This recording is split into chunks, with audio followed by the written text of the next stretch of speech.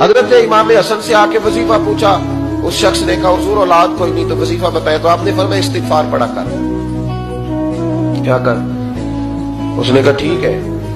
تو حضور پھر میں دوبارہ کب آؤں؟ تو امام حسن کہنے لگے بے اولاد ہے نا تو، استغفار کا وظیفہ بتایا نا؟ کہا ہاں۔ فرمانے لگے اب اس وقت آنا جب اللہ تجھے 10 بیٹے عطا کرے گا۔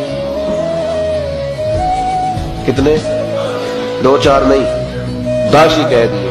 تو حضرت امیر معاویہ رضی اللہ عنہ دیکھا، کہنے لگے حسن اتنا بڑا دعویٰ؟ آپ فرمانے لگے میں نے کہہ دیا نا تو اللہ فضل کرے گا۔ ہاں ہاں اللہ خیر کرے گا، خیر ہو جائے گی۔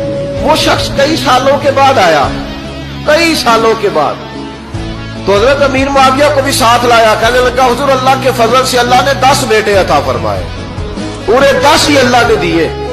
تو حضرت امیر معاویہ کہنے لگے جناب بات تو آپ کی سچی ہو گئی، پر مجھے بھی بتائیے وظیفہ کہاں سے لیا؟ فرمانے لگے قرآن پاک سے، سورہ نوح کی 10 11 12 آیت پڑھو۔ اللہ فرماتے تم استغفار پڑھو، میں تمہاری بیٹوں سے بھی مدد کروں گا، مالوں سے بھی مدد کروں گا۔